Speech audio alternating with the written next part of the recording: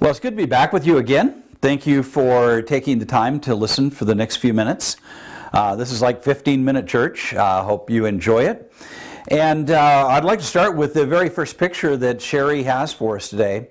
The other day we had a Yosemite picture with El Capitan. Now we're looking a little further up that canyon beyond El Capitan in Yosemite National Park there in Eastern California. And Sherry, I just love how you capture these incredible scenic pictures.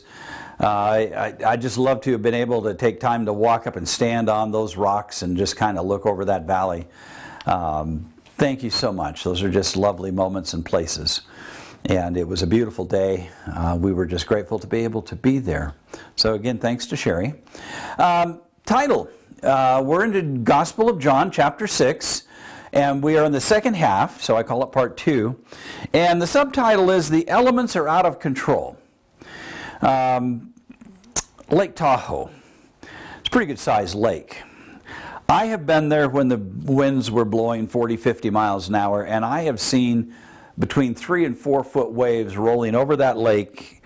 And I'm just simply going to say to you, I would not want to be out there in a boat in the midst of one of those storms, especially a boat that you had to row, where you were trying to get your oars into the water as you're rising and falling in those waves. I'm just going to say that would be a dramatic, maybe terrifying moment, because I have seen that lake churn. So that I just need to kind of get that picture in your mind, that when you are on a lake and you get these big storms that come on that lake, it can have a terrifying impact on you. So let's jump into the story and see what we can learn today. So it starts in John 6, verse 15. So Jesus, perceiving that they were intending to come and take him by force to make him king, that was the multitude, think about the 5,000 he just fed. They realize he's a man from God, that he is extraordinary. They see in Jesus the king they imagined, not the king God had intended. I want to make that difference very clear. He is King of Kings and Lord of Lords. They saw him as King of Israel. And they were going to force him to become king. So he withdrew again to the mountain by himself. Please note that John records this, but I also want you to notice further on in the story that there's a multitude in the crowd that observed this very same thing. So this part comes back to us further on in the story. So it says, now when evening came, his disciples went down to the sea. After getting into the boat, they started to cross the sea to Capernaum, which it had already become dark. Jesus had not yet come to them. So off they go across the lake. It says the sea began to be stirred up because a strong wind was blowing. All I can say is I hope that the wind was blowing the direction they were rowing. Because if you have to row against that wind, that is a job. So this isn't a huge boat. It's big enough for the disciples, but it's going to be a struggle to get where they're going. In verse 19 it says, then when they had rowed about 3 or 4 miles, and if this lake was somewhere around 5 miles long, you can see they have a stretch to go, they saw Jesus walking on the sea and drawing near to the boat, and they were terrified. Now, I know this translation says frightened, but they were frightened to the nth degree because they're out in the lake. I have read where non-believers or people who really don't believe in all of the stories of Jesus have tried to say, well, you know, he was walking on rocks that were just under the surface of the water. If you read this story in the Gospels, Peter is excited and he jumps out of the boat and begins to walk out to meet Jesus. But I'm being faithful to the Gospel of John. Please notice, John makes this all about Jesus, not about Peter. And when they saw Jesus coming towards them, They had genuine fear. Why? Because they did not know who this could be. That's how intense this storm was. When you're in that boat rising and falling, and you're trying to keep an eye on somebody coming across the water, think about Jesus walking on the turbulence. Some artists show the placid sea and Jesus standing on the water. That's not how this story goes. This is an intense storm stirring up the waters of the lake, and they are battling the wind and the waves, trying to make progress. Jesus speaks. He said to them, "It is I. Do not be afraid." Now, he had to speak loud enough to speak over the wind and the waves. I mean, it's hard to hear out there in that storm because those waves are crashing. That wind is in your ears. So he is speaking clear enough from far enough away that he says to them, "Do not be afraid. It is I."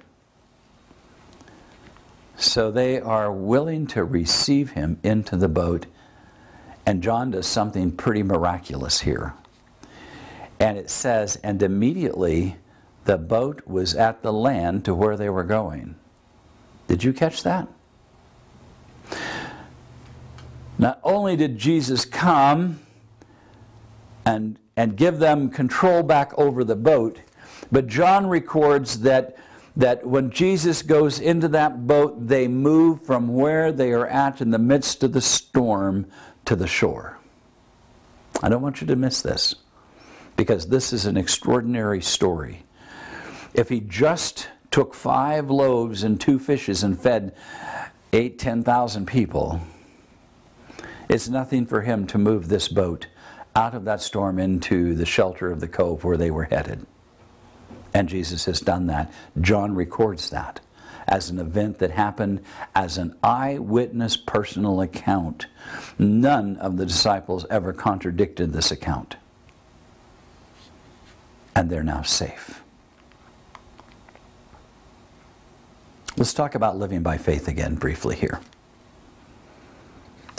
On the next 2 slides I have a quote. I put it in large print so it's easy to read, and I want you to be able to read it.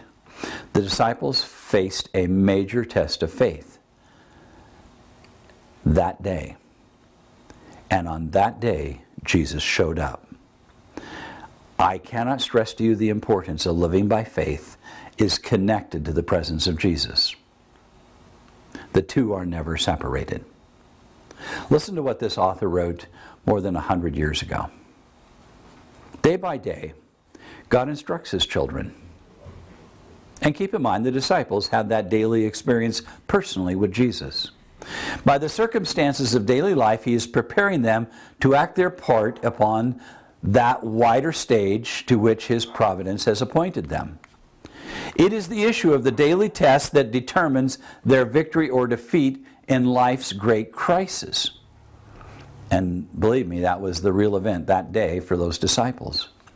Next slide says, those who fail to realize their constant dependence upon God will be overcome by temptation. We may now suppose that our feet stand secure, that we shall never be moved. The next words, in bold, we may say with confidence, I know in whom I have believed, nothing can shake my faith in God and his word. In this trial with the disciples living by faith, they knew who they believed in.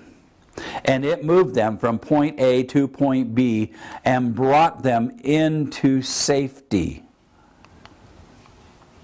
Storms were not uncommon on that lake.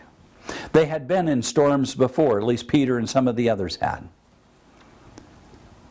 But what brought them to safety was their confidence and trust in the presence of Christ in their life. Let's go back to the story. The next day, the crowd stood on the other side of the sea.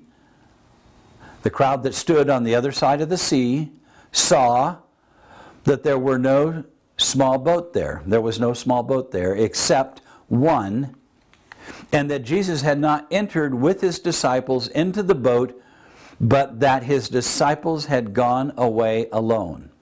So they come into the setting here. They saw the boat was gone. They come to the other side. They know that Jesus never got into the boat with his disciples. They know they went alone. It says there came other small boats from Tiberias near the place where they ate the bread after the Lord gave thanks. Notice verse 24. So when the crowd saw that Jesus was not there, nor his disciples, they themselves got into small boats and came to Capernaum seeking Jesus. When they found him on the other side of the sea, they said to him, Teacher, that's Rabbi, when did you get here? Because remember, John records, they never saw Jesus get into the boat. They are on the other side of the lake, several miles away, across the water. They got in boats. They had to go across that. They know how long it takes. They arrive on the scene. And lo and behold, who is standing there? Now remember, John is an eyewitness. He's writing his personal account. The people that John is recording and quoting here are speaking from what they themselves with their own eyes have seen. And they're mystified. Jesus, how did you get here?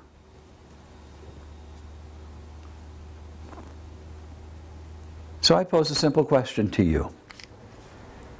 How would you answer that question if you were standing right beside John? What if you were a part of that multitude and John told you the whole story? How would you respond? Because today you are that person hearing this story. How is it you choose to respond to this story?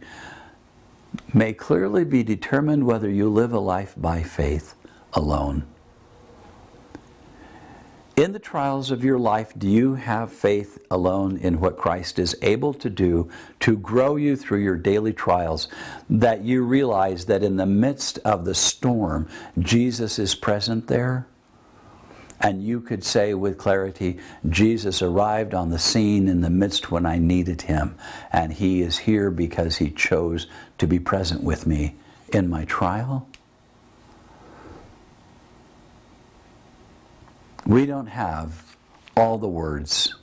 We don't have all of the things that Jesus has done. The book would be too big of a book. But we have this story. And we have this moment. What do you choose to take away from it by faith in Christ? That's our challenge, isn't it? I want to just share with you a lovely picture. This picture actually comes from the coast of Washington. I know we started out with Yosemite National Park in California, but this is the Pacific Ocean on the Washington coast, the southern part of the coast. Sherry was there taking pictures of the Alaska snowy owl with Janet, my sister, another photographer. And the day was over, we're heading back, and the sun is setting, as you can see in the west here. And what I love about this picture is that remarkable glassy look of the water and the reflection that you see in it. And those birds are just totally happy out there, having the time of their life, just happy in God's creation. Thank you, Sherry, for just capturing that moment in time for us. Living by faith. Trials in our life. And Jesus in the midst of them.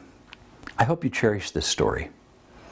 I hope you go back and read it in the other Gospels, because it becomes a bigger and richer and more full story in many ways.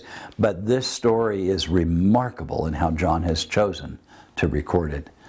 I hope it brings you a great blessing. Take care now. Bye.